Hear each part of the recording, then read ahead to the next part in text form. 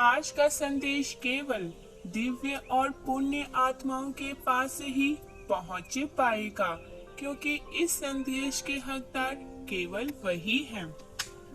मेरे प्रिय बच्चे, मैं जानता हूँ कि तुम प्रत्येक क्षण मेरा ही स्मरण करते रहते हो। देखो, तुम्हारी पुकार सुनकर मैं आ गया।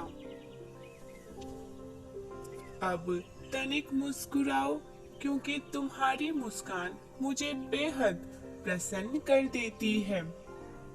तुम्हारे हंसने गाने चहकने के दिन फिर से आ रहे हैं। एक सप्ताह के भीतर तुम्हें एक शुभ सूचना मिलने वाली है, जो तुम्हें हृदय से प्रसन्न कर देंगी। मेरे बच्चे, जीवन की छोटी छोटी खुशियों को पूरे उत्साह से स्वीकार करना चाहिए। यदि परमपिता परमेश्वर पर आपको अटूट विश्वास है, तो आज के दिव्य संदेश को लाइक करना ना भूलें। मेरे प्रिय, जो व्यक्ति हर दिन छोटी से छोटी कामयाबी को अपनी प्रसन्नता बना लेता है, उसे यह प्रकृति और भी बड़े अवसर देती है प्रसन्न होने के लिए। वहीं दूसरी तरफ ऐसे लोग जो हर दिन निराश होने का कोई न कोई कारण ढूंढ ही लेते हैं, तो ऐसे में वह जीवन भर दुखी ही रहते हैं। प्रसन्नता की ऊर्जा से जुड़ने के लिए 111 अंक लिखें। इसीलिए कहते हैं, छोटी कामयाबी को नजरअंदाज नहीं करना चाहिए, क्योंकि एक एक सीढ़ी चढ़कर शिखर पर पहुंचा जा सकता है। तुम इतने कामयाब हो जाओगे कि तुम्हारे लिए समय की रफ्तार कई गुना बढ़ जाएंगी। तुम मेरे अंश हो, तुम्हें पता होना चाहिए। जीवन के हर एक पल में वास्तविकता जीवन होना चाहिए, वही तो शुद्ध जीवन है। अन्यथा बिना किसी उत्साह के कार्य करते चले जाना, यह तो एक मशीन के समान है। मेरे प्रिय, क्या तुम मेरी बात से सहमत हो? तुम तो मेरी सबसे सुंदर रचना हो। जब तुम जीवन को उत्साह से जीते हो, तब मुझे यह देखकर प्रसन्नता होती है। मेरे बच्चे, जब तुम स्वयं से पहले दूसरों के बारे में सोचते हो, तब मुझे तुम पर गर्व होता है। तुम जिस कामयाबी की अभिलाषा कर रहे हो, वह तुम्हें अवश्य ही मिलेंगी। तुम्हें इतना मिलेगा जो तुम्हारे लिए एकत्रित करना भी कठिन हो जाएगा। किंतु स्मरण रखना, तुम्हारा विचार इसी प्रकार निर्मल रहना चाहिए। मैं देख पा रहा हूँ, कुछ दिनों से तुम परेशान हो, किसी बात को लेकर चिंतित हो। भले ही तुम्हारे मुख पर मुस्कान है, परंतु मन के किसी कोने में किसी बात के लिए तुम विचलित हो। यदि यह सत्य है, तो यस लिखकर पुष्टि करें। मेरे बच्चे, तुम्हारे अपनों की बातें और जो तुम सपने देख रहे हो,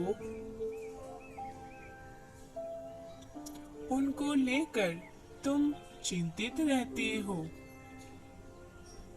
आध्यात्मिक विकास के साथ तुम्हें जो संकेत प्राप्त होते हैं, वह तुम्हें प्रसन्नता के साथ कई प्रश्न भी देते हैं।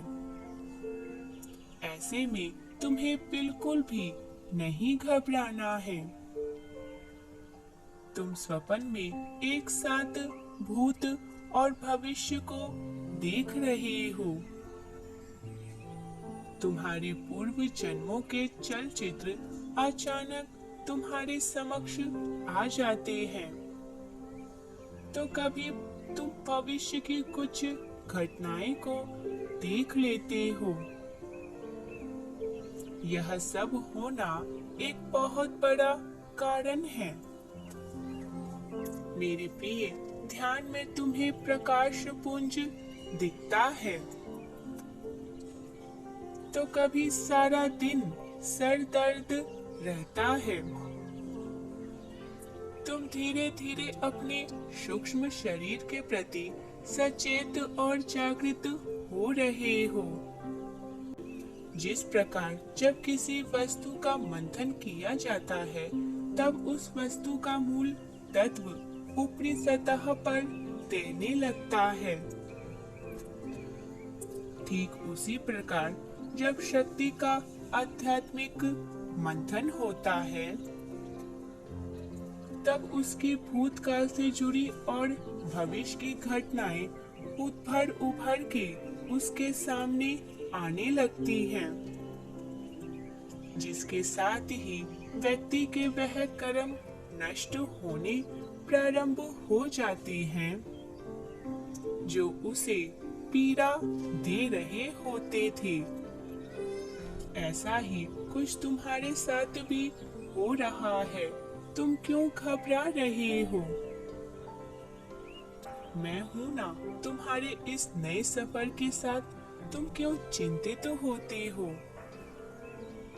मेरे प्रिय बच्चे, तुम सत्य के मार्ग पर हो, यह बात स्मरण रखना और विचलित बिल्कुल भी मत होना।